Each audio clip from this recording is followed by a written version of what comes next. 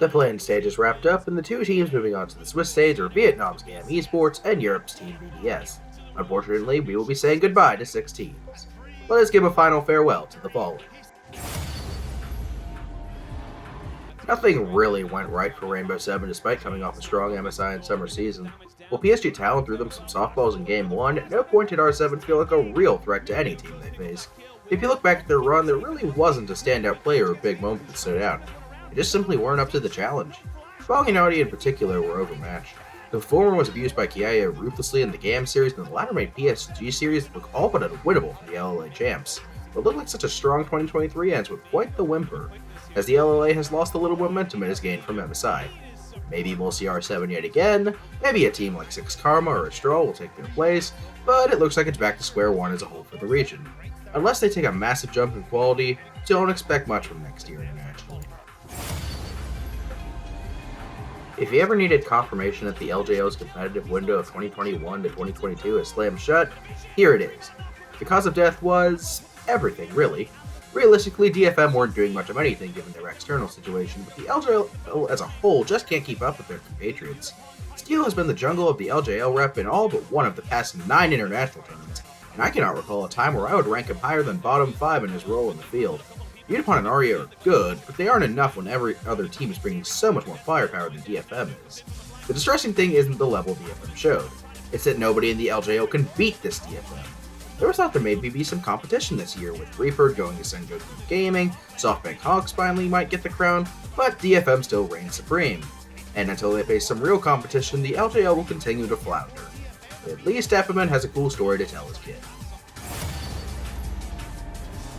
That was pretty underwhelming, all things considered.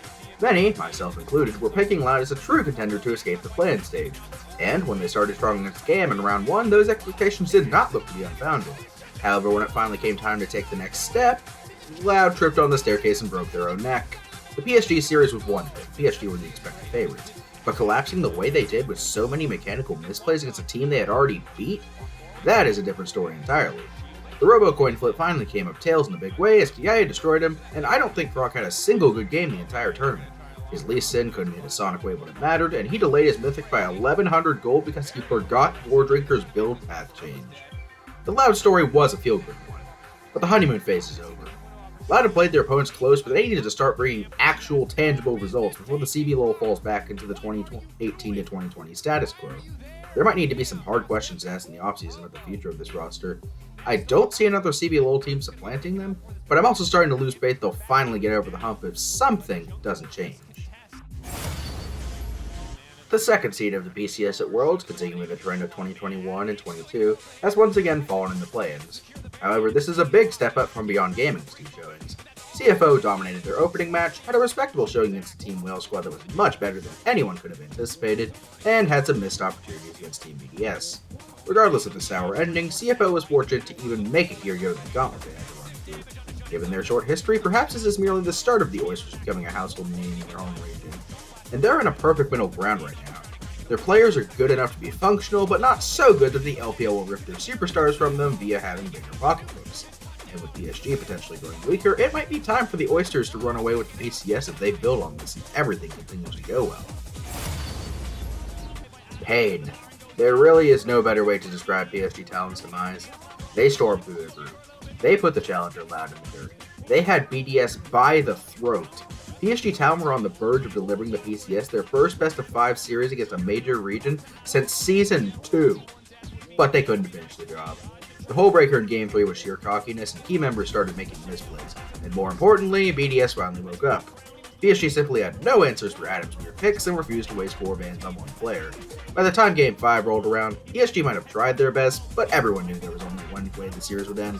Absolute heartbreak. It also marks the first time the PCS won't be the highest placing minor region. And unfortunately, it only gets worse. After many, many years, Maple is finally hanging up the keyboard and retiring. While his extensive and decorated career will be celebrated and remembered, PSG are now down possibly their best player, and who knows if Junjia will stay put. Simply put, PSG Talon have been left with a sinking, undeniable feeling. That was their moment. This was potentially their final real shot of doing anything of significance internationally. With their star retiring and the gap between the minor and major regions only widening, PSG are going to need some magic if they ever want to get back in this scenario again. Finally, Team Wales can be very proud of what they accomplished. The BCS was at its lowest point coming into Worlds, and Team Wales were not expected to do much of anything. Yet they quickly became a proud favorite. They actually took out the two favorites of their group back-to-back in a thrilling 3-game series, with stars like Glory and especially Artemis shining bright. Unfortunately, their biggest domestic competition rolled up and crushed their dreams yet again. The mental block against GAM esports is very real, as Team Wales looked little like the team that took down BDS. While it was an unfortunate ending, Team Wales can go with their heads held high and hope for the future. The world will be eagerly awaiting their return. Thank you for watching. This has been Ed Warden, signing off.